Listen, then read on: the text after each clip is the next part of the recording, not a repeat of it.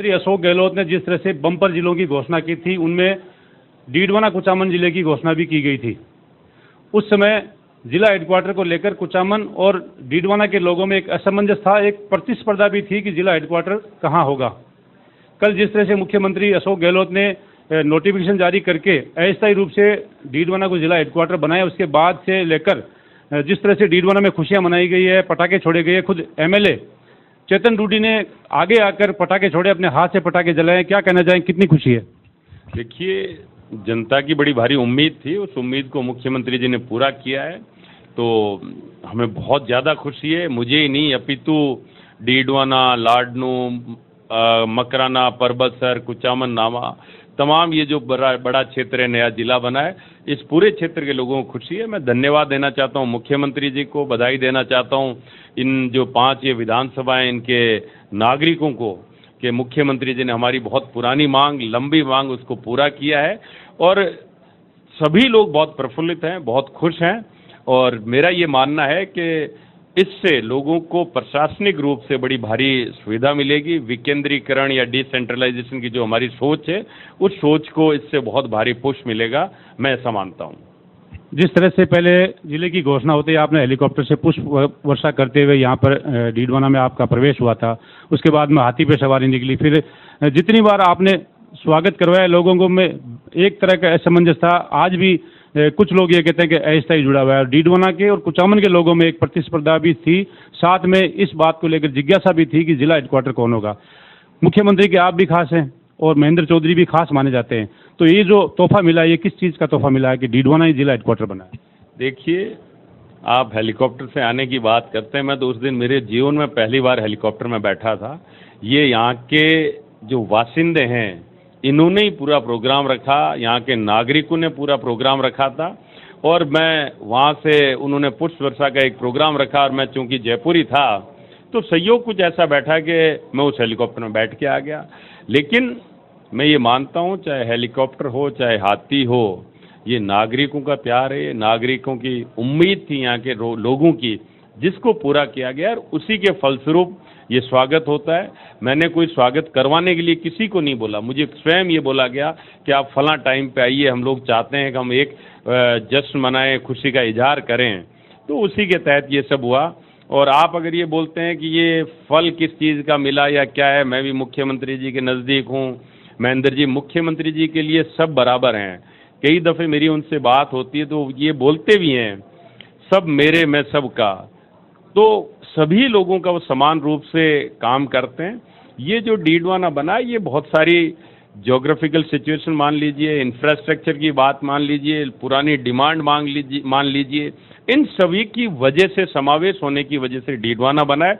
बाकी ये सब के लिए, चाहे कुचामन, नामा हो, चाहे मकराना हो, चाहे कुछ परबतसर हो, लाडनू, पूरे के पूरे क्षेत्र के लोगों को इससे फ़ायदा मिलेगा, बेनिफिट मिलेगा। और स्थायी या अस्थायी हम बोलने को बोल सकते हैं, क्योंकि अभी तक जब तक सरकार पूरा इंफ्रास्ट्रक्चर तैयार करके अपना नया सचिवालय, सेक्रेटरीट नहीं बन जाए, जब तक नए ऑफिसेज नहीं बन जाए, पुलिस लाइन नहीं बन जाए, तब तक हम इसको अस्थायी बोलेंगे। ये तो निश्चित रूप से सिर्फ एक कहने के लिए कहा जा सकता है, बाकी सच्चाई यही है। मिनी सचिवालय यहाँ बनेगा या कुचामन, इस बात को लेकर क्या कहेंगे? देखिए, मैं पहले भी बोलता रहा हूँ कि मुख्यमंत्री जी न्यायोचित फैसला करते हैं, उनको जहाँ जैसा ठीक लगेगा वो करेंगे। मैंने तो पहले भी कई दफ़े दोहराया था कि जब नाम डीडवाना कुचामन रखा है तो इनके मध्य में कोई भी जगह मुख्यमंत्री जी तय कर ले, हमें स्वीकार। लोगों की सुविधा होनी चाहिए, कोई कद किसी का ना घट रहा है ना बढ़ रहा है, हम सब मिलके एक ही प्रयास करते हैं, चाहे राजनीतिक लोग हों, चाहे प्रशासनिक ढांचे के लोग हों, सबका प्रयास एक ही रहता है कि लोगों की सुविधा हो। उसके लिए हम प्रयासरत रहते हैं और ईमानदारी से अगर हम प्रयास करें लोगों की सुविधा के लिए और जनता के फायदे के लिए, तो उसका नतीजा बेहतर होता है, मैं ये मानता हूँ।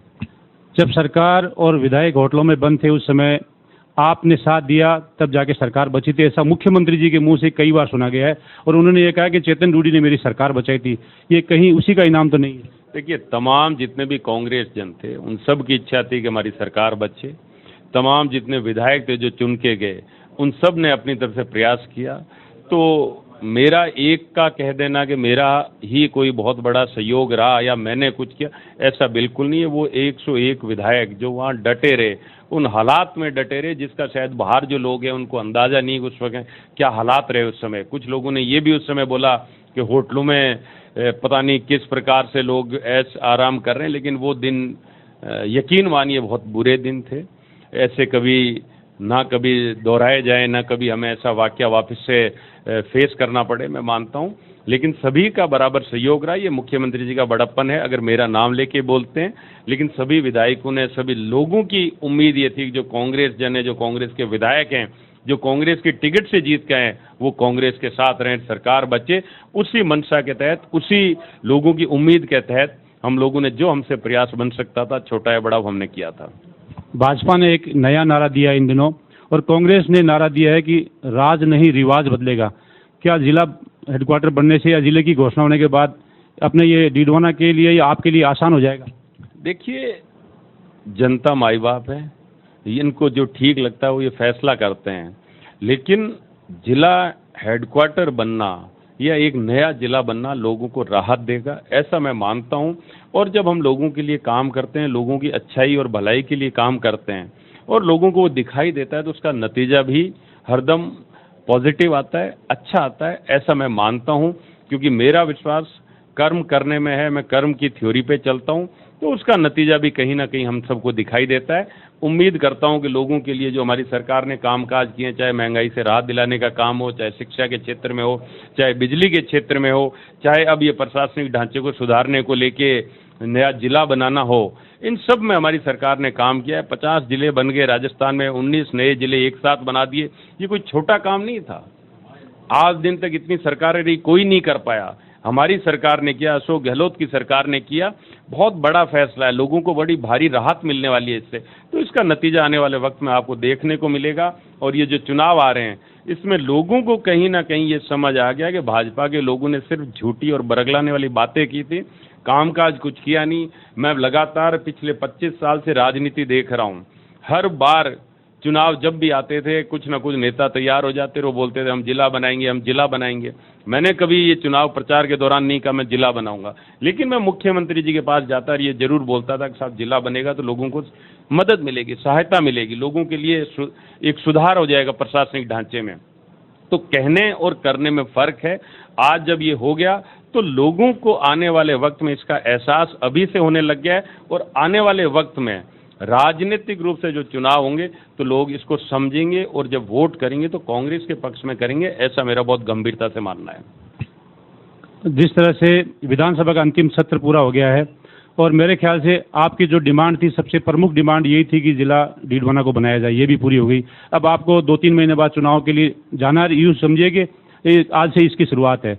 भारतीय जनता पार्टी भी किस तरह से तैयारी कर रही है, वो अपनी पार्टी के हिसाब से कर रहे हैं, क्योंकि उसमें कई नेता टिकट के दावेदार भी हैं। तो आप कैसे मानते हैं कि भारतीय जनता पार्टी से मुकाबला जो होने वाला है, किस तरह से मानते हैं, कैसा आसान रहेगा, कैसे मुश्किल रहेगा? देखिए, आज के दिन मुझे लगता है कि कांग्रेस के पक्ष में माहौल डीडवाना ही नहीं अपितु पूरे राजस्थान में है।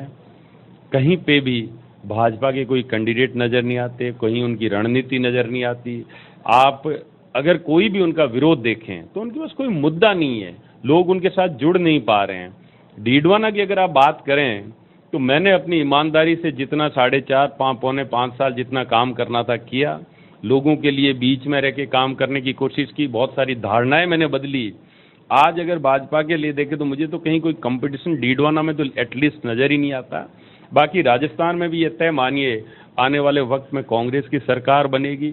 और जो ये नारा दिया है कि रिवाज बदलेगा, आप तय मानिए रिवाज बदलेगा। खुद भाजपा अपने आप में अंदर ही अंदर भयभीत है कि हम लोग जाएं तो किस मुद्दे से जाएं। आज दिन तक इनका एक विरोध प्रदर्शन, चाहे डीडवाना हो, चाहे जयपुर हो, चाहे जिला हेडक्वार्टर हो, कहीं पे भी इनका सक्सेसफुल नहीं हुआ। अनाप शनाप अनर्गल बातें करने की आदत पड़ी है, वो करते हैं। झूठ के माध्यम से राजनीति बहुत लंबी नहीं चलती है और अब लोग ये बेनकाब होने लगे हैं, लोगों को जानकारी आने लगी कि ये झूठ बोलते हैं, गलत बोलते हैं। काम का इनका कोई सिस्टम नहीं है, काम की इनकी नीयत नहीं है, ना नीति है। तो मैं मानता हूँ आने वाले वक्त में डीडवाना ही नहीं अपितु पूरे के पूरे राजस्थान में फिर से कांग्रेस आएगी, परचम लहराएगी और इस बार तय मानिए रिवाज बदलेगा और फिर से कांग्रेस की राजस्थान में हमारी सरकार बनेगी। आमतौर पर माना जाता है कि पिछले चुनाव में यूनुस खान की यहाँ से टिकट काटकर उनको टोंक भेज दिया गया था। आपके सामने कमजोर कैंडिडेट था, इसलिए आप भारी अंतर से जीते थे। इस बार अगर पार्टी फिर से विचार करे यूनुस खान को यहाँ पे भेज दे टिकट देकर, तो मुकाबला कैसा रहेगा? देखिए, ये प्रश्न अपने आप में बड़ा ही पेचीदा सा है और मैं इसको कतई सही नहीं मानता। ये प्रश्न जो है वो राजनीति से कम धर्म से ज़्यादा जुड़ता है। मैं ये मानता हूँ कि मेरी राजनीति काम की राजनीति है, कर्म करने की राजनीति है। मैंने जो 4.5 पौने साल में काम किया, मैं उसके बेस पे, उसके आधार पे चुनाव लड़ना चाहता हूँ, ना कि ये कैंडिडेट, वो कोई भी कैंडिडेट हो। मेरा चुनाव है, मेरे सामने कोई भी आता है वो भाजपा का कैंडिडेट होगा। मेरा चुनाव कांग्रेस आधारित होगा, कांग्रेस की नीतियों पे होगा, मेरे काम पे होगा। तो मैं ये नहीं मानता कि कोई भी आए चुनाव कांग्रेस जीतेगी, क्योंकि इतना काम।